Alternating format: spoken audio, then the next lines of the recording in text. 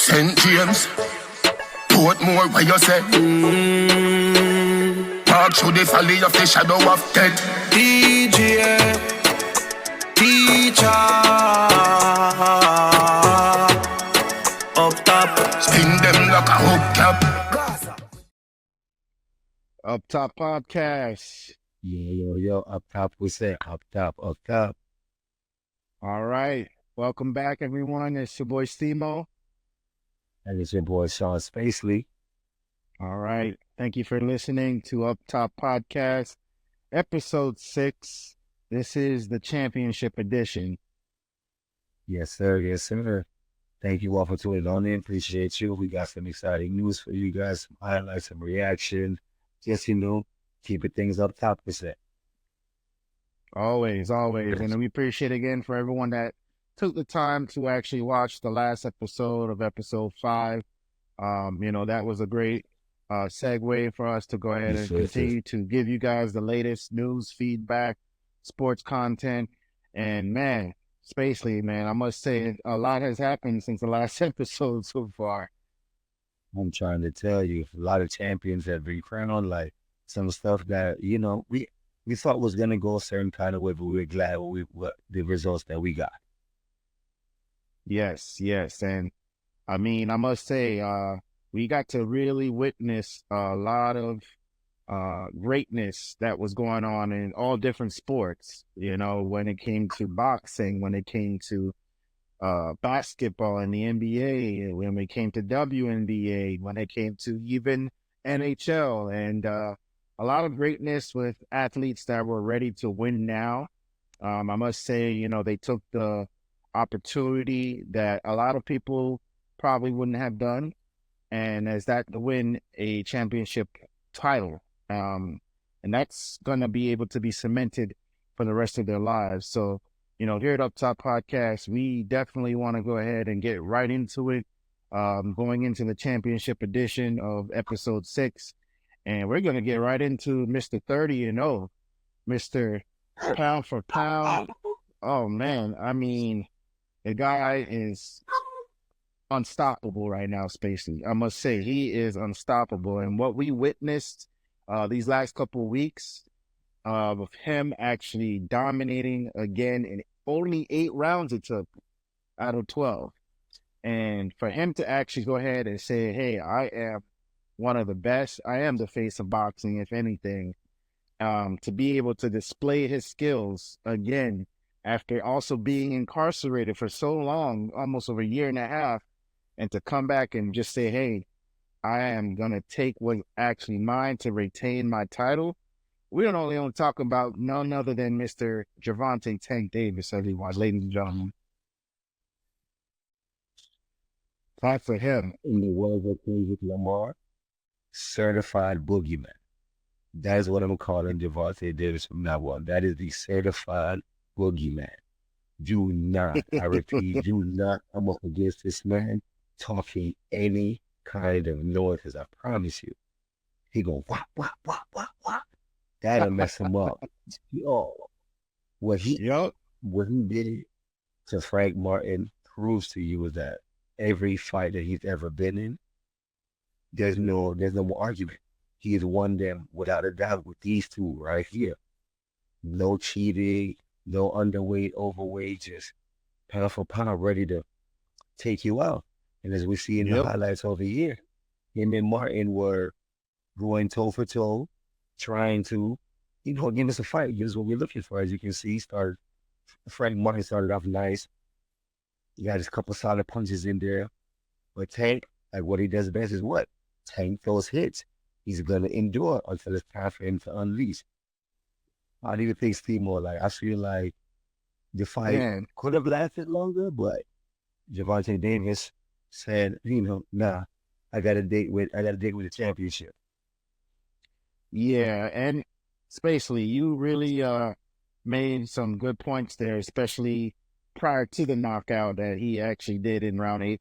I must say, from the beginning of the fight, as we witnessed, the first couple rounds, Frank Martin actually was doing some work. He actually stood on business, and he actually went ahead and defended himself well, regarding the moves and the uppercuts and even the jabs that he was trying to make under Tank. As you can see, he actually really stood on his own for the first couple of rounds. And then, of course, being Tank as the more amateur one and as the more experienced fighter, he actually got him more tired out. He defended very well. And as you can see, as the rounds started to go progress, he tired Martin out. And he said, all right, I got something in the tank for you, as they would say. And he literally took a good left hand jab to Frank Martin going into that 8th round. And man, that was really where I said, okay, Martin, I don't think you have what it takes to be one of the best in boxing right now. You can see it. Gervonta Davis not only came in with the subtle stuff, but he had a lot of combos, a lot of different combinations to throw at this man. You can see right here. Came at it with the inside, got him inside a few times, and then hit it with a nice right hook. But as you can see, that Frank Martin, as we thought, was holding his own in the beginning, but you could tell after a while those hits got to him. Just like you said, to your point, David started to notice that that Frank Martin was slowing down, that he wasn't giving the same kind of energy in the first couple of rounds. That's when Tank went up for the win. And that's why I say he's a certified boogeyman. Don't let him creep up on you. Because when he does, he's going to deliver that knockout. Yeah, and that's what made me respect Tank even more, to see that, a respectable fighter as Frank Martin, who was also undefeated in this fight. I believe he was 18-0, and Gervonta was 29-0 and became 30-0 because of the knockout. It really goes to show you the type of maturity that Gervonta Davis has had throughout his career in boxing, especially the last fight that he had against none other than Ryan Garcia. And you know how that fight went, Star. It went literally to the point of knowing that Gervonta had to give him a body shot to let him know, like, hey, you still can't beat me. And I know Ryan Garcia, we can get right into him, obviously, now that, that fight is over. He obviously feels like he can get a rematch with Tank, but unfortunately, that's not going to happen at this point. No. And even if he was in the situation that he was in, Garcia is no longer on the same mountain as Tank. Tank is now taking his game. He's taking his career to another peak. And Frank, and then everybody got to say, for Garcia, he's a good boxer, but he's caught up and mixed up in so many things that as a champion like Tank, he would have to lower himself to be on the serious level to fight him again. In honesty, after this fight here, doesn't make any sense. There's no amount of money Garcia's team can give to him. He's a champion. So his check is going to be a champion's check. So I agree with you. It's best to say that at the end of the day, Tank is going to enjoy this win. Frank Martin probably can get a rematch. Maybe. He's going to have to go through some other fights, of course, go through some other people. But I wouldn't mind seeing a Frank versus, or a Tank versus Martin part 2. Yeah, and that's a good point. Frank Martin really held us on. Like I said, I think that he's going to be a great boxer. Long term, he still has more fights ahead of him. But of course, right now, the level of where Gervonta Davis is, he's not on right now. And that is actually a championship performance. Like, literally, he actually went ahead and took the time, got back into the gym, worked on with his craft, and decided to go ahead and say, all right, you know what? I'm going to prove to everyone why I'm actually 30-0. And he's honestly closer to the level of where Floyd Mayweather is. Of course, Mr. 50-0 himself. And he's actually become a pretty much person that actually is studying what Floyd has done in his prime and when he was younger. So it's just very impressive to see that. But, to have a fight with Ryan Garcia again, we don't know how that's going to go, because now we just heard that Ryan Garcia is now suspended for over a year because of performance Wow. enhancing drugs. What you think about that, Yeah. Spacely? And he wants to be a champion. How? Yeah, How? You took the one thing that in your career, in your world, is taboo. You decided that instead of fighting your opponent fair and square, whether it's win or lose, 'cause that's the game of boxing. Either you win or you lose. There's yep, no gray area. The fact that you took PEDs to win the fight and try to be a champion is what makes me call you a fake one. Because yeah, not only do you have to relinquish that win, but you were now banned a year from the sport you claim to love. From the sport you claim to say that you had the best careers and best this and that. For what? You're telling me you were that nervous, that worried, dare I say, that scared of losing the fight that you had to go and resort to something like that? Man, come on, Garcia.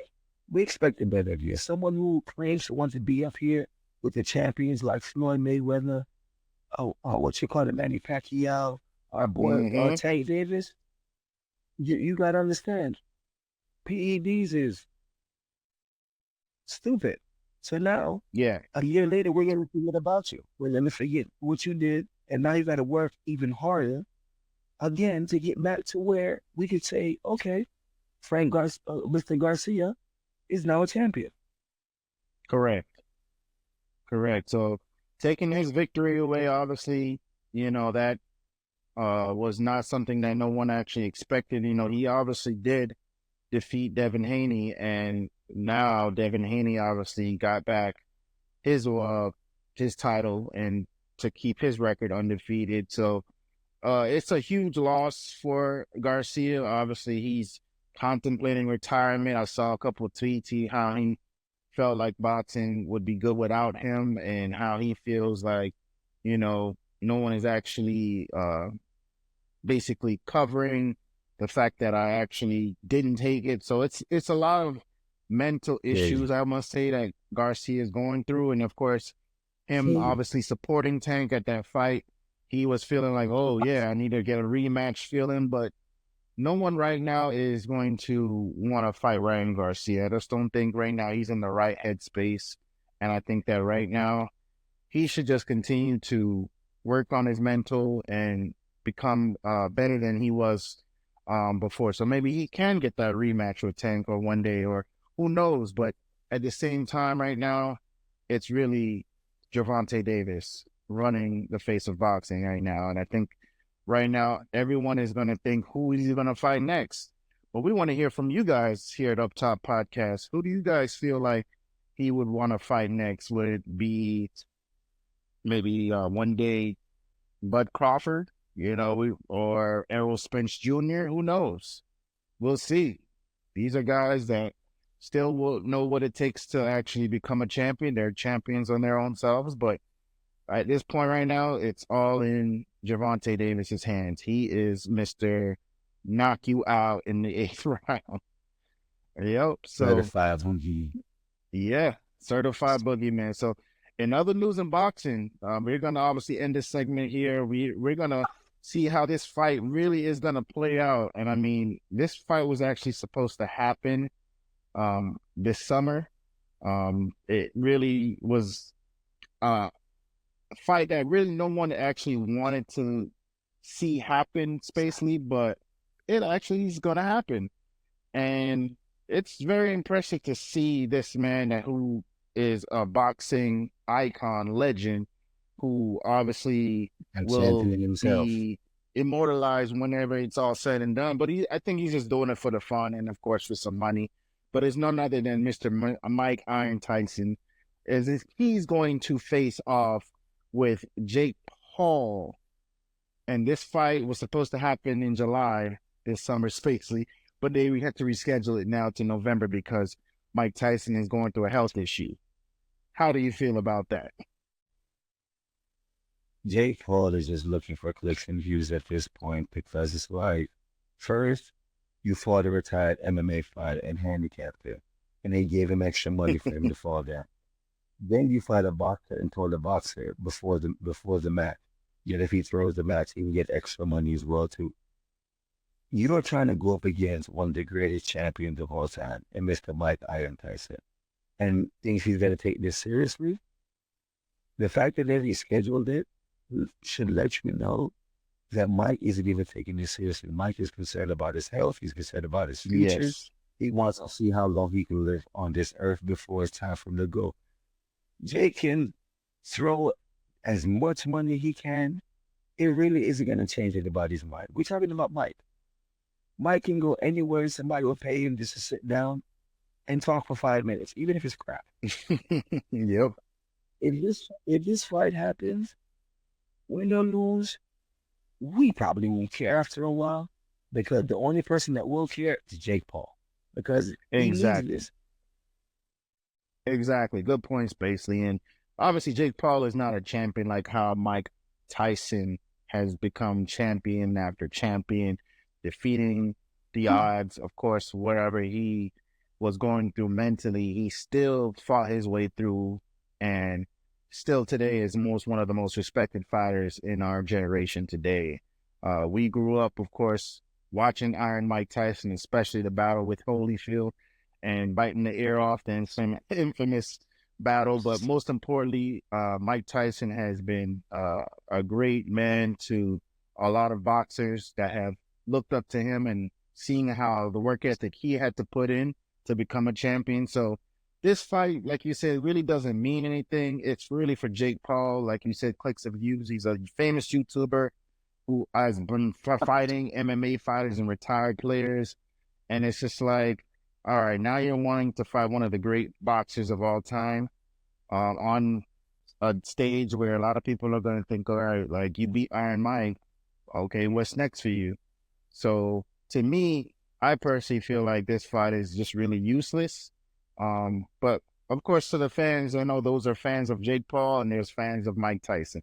And this fight's supposed to be streamed on Netflix. So for everyone that has a Netflix account, you're welcome to be able to watch that fight. That's going to happen, I believe, in November. It's gonna be on I don't know Netflix. exactly how this is going to play out, but I believe that, my predictions is, hey, it just may end up being one or the other a knockout. Yep. Simple as Yeah, that. so At the end of the day, that's all I really have to say on that point, basically. But we want to hear from y'all fans, of course, here at Up Top Podcast. Who do you think is going to fight Gervonta Tank Davis in the next fight? Or who do you feel like is going to beat, whether it's going to be Jake Paul or Mike Tyson later on in the year? That's obviously going to be an interesting fight to see how this plays out. But give us your thoughts, give us your opinions. We love to hear your feedback here on episode 6. So we'll definitely go ahead and make sure to give you the latest. Stay tuned for the next segment. We're going to go right into the hottest thing that's going on right now in sports world, and that is the National Basketball Association. So definitely stay tuned here, Up Top Podcast. It's your boy Stemo. And it's your boy Sean Spacely. Up Top Podcast, episode 6, Champions Edition. Up Top, we said. All right. Up top, we said. It's your boy Sean Spacely. It's your boy Stemo. Welcome back to part segment 2 here at Up Top Podcast. Now, we're going right into the league, episode 6, Champions Edition. Yes, sir. Yes, sir. Like Jordan, like he did with the 6 rings. Yes, sir. Mr. 6-time champion himself. And speaking of rings, we're going right into it here at Up Top. Dumping right into things with the NBA. First off, look, congratulations to the Boston Celtics. They got a championship. I'm sorry, but they got their Mickey Mouse Clubhouse ring. I'm sorry. That championship to me, Steve-Mo, I'm sorry, but compared to all the others that we've seen in the course of our time being sports fans, the Boston Celtics versus the Dallas Mavericks is by far the most mid championship we probably witnessed, to the point where even though they had their parade, No one really cared about it. Really, you still No haven't heard one. much about it. Folks really aren't really putting it up there with anything else. What's your take on it, Skimo? How do you feel about the new current champions? Well, I obviously feel like, to be a championship team, it has to take everyone's hard work and dedication. Now, the Boston Celtics had a complete team from literally when the playoffs had started. And we obviously saw that they became the number one seed because they kept healthy throughout the whole entire playoffs. Most importantly, when it mattered most, they actually got back one of their key players that they needed in order to win the NBA championship this year.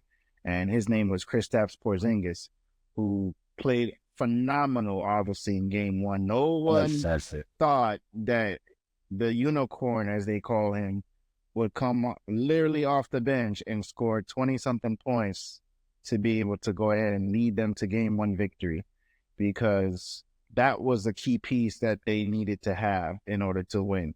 But most importantly, I mean, they played against a depleted Mavs team who went through a lot, going to even the Western Conference and having a battle with the Timberwolves to get to the NBA Finals.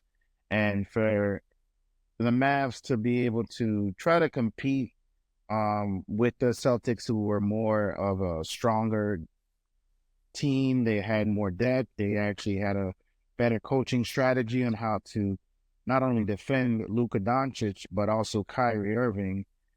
That was really what caused them to become NBA champions.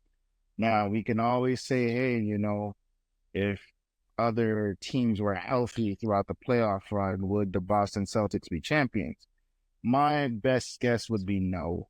But for the most part, they actually stood on business. They actually went ahead and got through each and every team they needed to get through. And, it obviously took Mavs to realize like they didn't have enough firepower. So the Celtics actually had to beat them. And they really had everything made for them to win this year. So, I mean, I could either give them their props. I mean, congrats to the Celtics. Congrats to obviously, um, I would say first and foremost, their Coach Joe Mazzulla, who got really into a position of, being a coach to now seeing himself as one of the best head coaches in the league, because what he did to help this team to get back from where they were. Remember now, they were in the finals 2 years ago, and basically they actually had what it took to beat Golden State, but they were still young, they were still unexperienced, and Golden State pretty much knew what it took to get there. So they learned from their mistakes. They had to rebound in 2023. Unfortunately, they lost to our Miami Heat to actually get back to the NBA Finals. And then this year, they literally said, all right, now no other team is in our way. We need to go ahead and win now. And that's what they did. They obviously beat the Mavs. Obviously, it took, a hard-fought battle for the Mavs, but it wasn't enough. And they became NBA champions, basically. Yeah. And they get their number 18 banner to put inside their Raptors. But my thing is, especially for you fans out there, let me know, where do you rate number 18 for Boston among all the other championships? Not just for their organization, but just in total. Out of all the other championships we've seen that we've talked about, that we reacted to, where would you put this one? Because yes, at the end of the day, Jason Tatum, Jaylen Brown, Derek White, and Kristaps Porzingis, including Drew Holiday, are NBA champions. Yep. Drew gets his second ring, so I have to give him his props. He got to another team, helped that team to another level. Now, when they talk about it, it's Drew Holiday, two-time NBA champion. But yes, sir. my only bad take that I had toward Boston was that they never really had to fight. Every time they got into a series, the main player or key injuries from other teams just helped propel Boston to where it needs to be. While on the Mavs side, as we saw every single series, they have to fight to win. All right, so like I said, fans down here, Upside Podcast, let me know what y'all think in the comments below. Do you feel like this championship was up there among the great championships, or do you feel like how I'm saying it, like it was mid? Yes, at the end of the day, a champion has to be crowned, but at the same time, do you feel like Boston fought for it, or do you feel like they had a little help, a little luck, little key things that happened here and there that took them to the championship? Now, the championship itself, they won it outright. They shut Kyrie down. Jaylen Brown played by far his best defense of his entire career because he had to guard a man like Kyrie. We all know if you let Kyrie feel comfortable, he's dropping 40. So the fact that they not only took Kyrie out the game, but got Luka into his head to the point where Luka fouled out.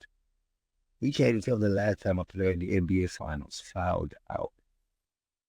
And then a star player at that. It just showed that at the end of the day, Boston's game plan, their strategy, is what made them a champion in the finals when it's all said and done. But fans, please let us know. Do you think that they fought and worked hard for this championship, or do you think the path it took to get there was not all that it was cracked up to be? Yes, here So at now, UpTop Podcast, we love to hear that. so now, moving right along, former champions themselves, the LA Lakers have decided to make some very interesting moves in this offseason. They have recently let go of their former coach, and now, Mr. Hamlin, and now they have hired the charismatic, the very passionate, and the over-analytical Mr. J.J. Redick. Wow. Tell me how you feel about that, Edie. J.J. Redick, ladies and gentlemen, who would have thought that of all people, the Los Angeles Lakers wanted to go ahead and decide to use their next victim. And I'm going to just say their next victim as an NBA head coach. Now, J.J. Redick, got to give him mad respect. Great analyst, knows the game well. He actually made a podcast called Mind of the Game with LeBron James, and they were doing some very good intakes on, the game of basketball and their IQ level. And must say, very intelligent man. He knows how to play the game of basketball. He's been on numerous amount of NBA teams, great college career at Duke. His resume speaks for himself. But as far as now taking this next challenge, and that is becoming an NBA head coach for a storied franchise who now has to look up at the Boston Celtics and say, hey, you guys have one championship banner over us. We have 17. Oh, Boston, I believe they have 18 now. So that is going to be a big challenge for J.J. Redick. I wasn't expecting this move, Spacey. I don't think anyone was, because everybody thought that the UConn Husky coach was going to be the next head coach. But he decided to say, hey, this is not for me. I'd rather go ahead and come back to UConn and to try to get a three-peat for the national championship. So for J.J. Redick now to realize, hey, like no one else wants the position, I'll take it. And for the Lakers to go ahead and sign him for 4 years, this is going to be an interesting offseason. I must say, Spacey. That's all I got to say. For a championship organization, for a championship franchise, the fact that you didn't look for other coaches who are also champions in their own right. I'm going to say his name and I'm going to keep saying his name. Mr. Sam Cassell, Mr. Sam Ayat, the champion himself. You're telling me a guy like J.J. Redick, like I said, charismatic, very passionate, and very analytical man, as we saw on First Take, as we see it on the NBA, as we see him when games are played. Now, it's one thing to sign him as the new head coach of the Lakers, But another thing that makes me want to question this championship team is that, well, championship organization, I should say, is that 4 years? 4 years. You gotta give Four. this guy who has never coached anything, anything in his adult career, anything.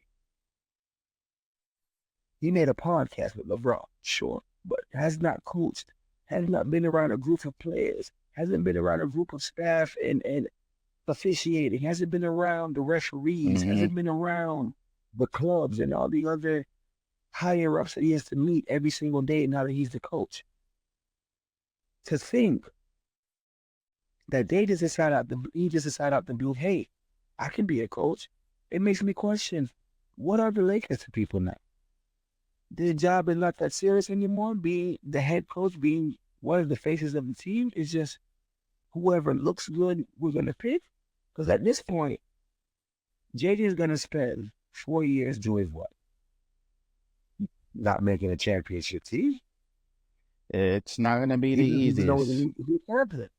Right. Yes. He doesn't And even to know your what it means to be a champion. right, and to your point, Spacey, for him to now take the reins of coaching LeBron James, Anthony Davis, D'Angelo Russell, you name it, guys that are ready to compete, but at the same time, are you actually going to take the responsibility if they don't win an NBA championship next season? Especially knowing that, high hopes are on the Lakers to get back to the finals. Now, they haven't been to the finals since 2020 when they won the NBA championship. And in that time span from 2020 to 2024, they've already fired 2 coaches. So will JJ Redick be the third? We're going to only wait and see until then. I just pray that he actually has a successful 4 years. I mean, especially Lakers fans, I know you guys are just like anxious about what he's going to do, especially now that, he has to be able to put away the podcast and the analyst side and just straight focus on coaching mode. And I think he did it on purpose because he could have pulled the dream on. He could have done the work and then when he had days off, continue the podcast with LeBron. Since he is LeBron's coach, it would be way more easier for him to do it. But it was on purpose because he's trying to prove a point. Even though he says he doesn't care about everyone's opinion, he does. Because the fact that you cancel the podcast that you just made, you freshly made this podcast, you guys haven't even gone a full season yet. You were still in the works for every episode. The fact that he stopped it lets me know he did it on purpose because he knew everybody was going to attack him about it. That was probably the first couple of questions in his media day was, what are you going to do about the podcast? So we'll see how JJ handles season 1, game 1.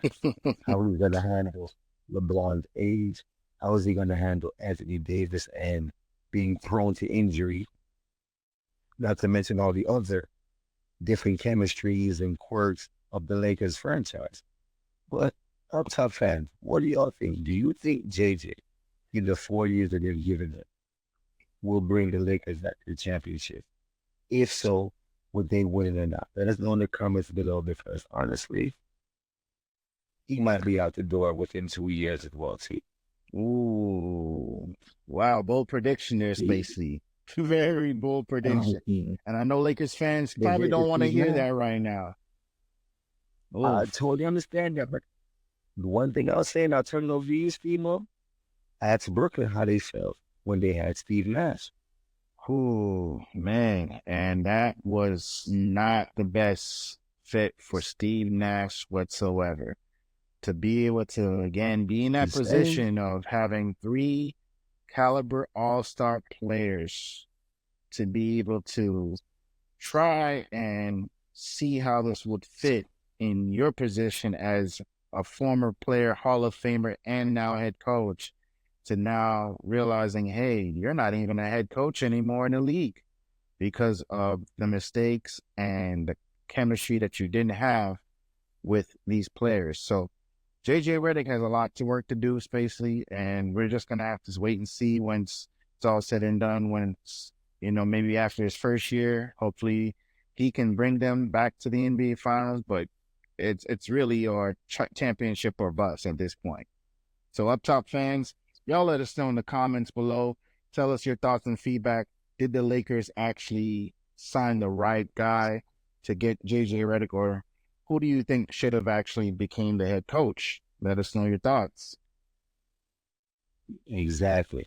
Well, just to close out everything here at Up Top Fans, we'll go over to a champion himself, four-time champion at that, Mr. LeBron James. You can see draft is coming on up, and we know one of the top names is going to be in there is Mr. Bronny James himself, a.k.a. LeBron James Jr. Now, as a champion himself, we all love him. Most of us consider him the greatest player of all time. No hands down, Hall of Famer, no question about it. But his son, someone who's not a champion yet, has not played not one NBA game, let alone the NBA Final. How is he going to take his career from start to finish when having a championship father like LeBron James? Especially, that is a question that I feel like the whole world is waiting to hear, or we're all witnesses tomorrow on draft day. Now, it's going to be 2 rounds. So for those who actually are staying tuned to watch the NBA draft, it's going to be on ESPN tomorrow at 8 p.m. The first round is actually tomorrow on ESPN, and they're going to have the second round instead of having it on the same day. They're having round 2 on Thursday. So this will be interesting to see if Bronny James Jr., who decided to forego his rest of his college eligibility to go ahead and pursue his NBA dreams, to play at least next to his dad or opposing to his dad, which round do you feel like he will go to, whether it's round 1 or round 2? But most importantly, it's going to be a very interesting draft because a lot of these younger players are looking to hear their names being called by an NBA team. And I must say, it's just going to be very interesting for Bronny James to see where he lands, whether it's going to be in the first round or in the second round. But we know he's not going to be a top 10 pick. I already know that for sure. So, we can go ahead and stay tuned. And, for us to be here as NBA fans, as well as knowing where the Miami Heat will be able to go and pick. I believe they have the 15th pick space in the NBA draft this year in the first round. So this will be very interesting because we just don't know where he's going to land. A lot of GMs are scouting him and thinking, okay, maybe the Lakers may pick him in the first round. They actually have the 17th pick of the first round. So who knows? Who knows indeed? Who knows indeed, Steve-Mo? So for Up Top Fans, let us know. Do you think Bronny's a first rounder or a second rounder?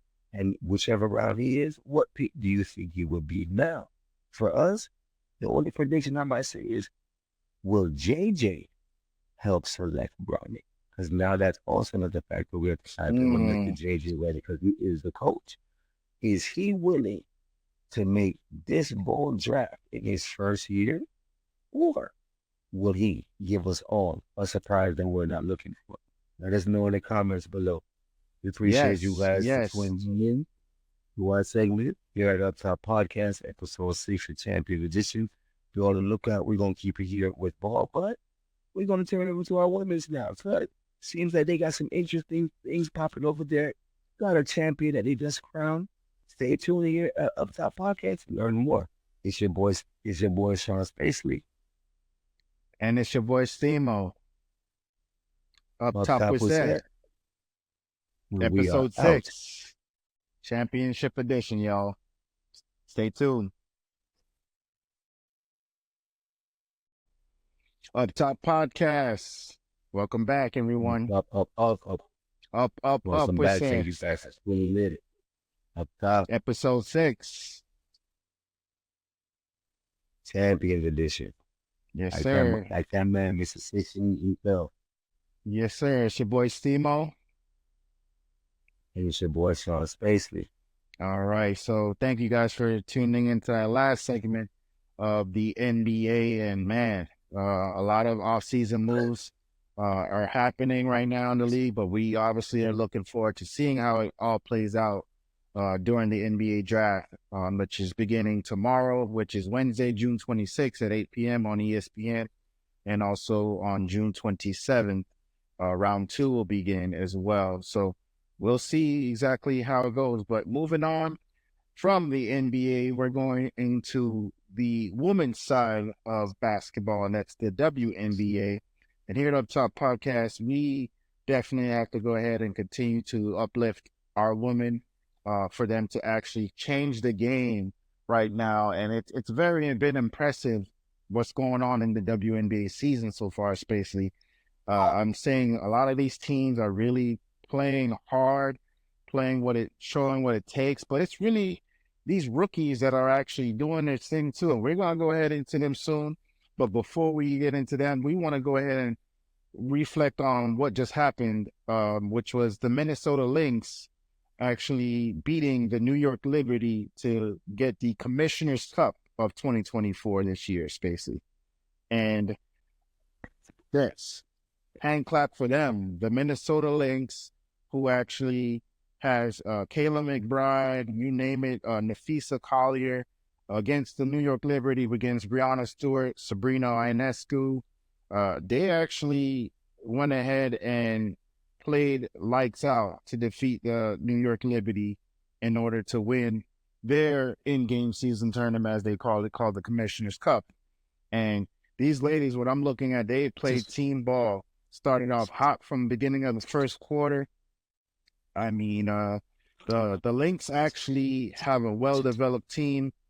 They wanted to show the world that, hey, like, we are a team in the Western Conference that will, make noise. Just like how the Timberwolves made noise for the NBA, the Lynx actually made noise for the WNBA side. And got to give them props. Nafisa Collier had a phenomenal night. I believe she was the MVP of this game, Space Me, and definitely very, very disappointing to see how the Liberty took that L tonight. They had the opportunity even this year again and blew it.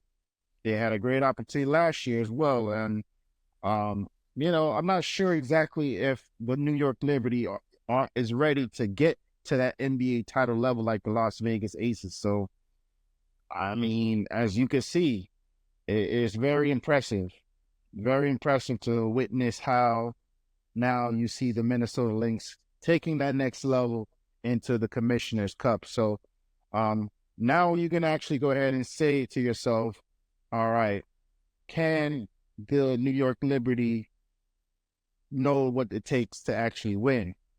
And here at Up Top Podcast, we want to make sure to hear your thoughts, because the Minnesota Lynx actually did what it needed to do. However, overall, they did a really splendid performance, and must say, regardless of this game, it doesn't define how it will relate into the postseason. The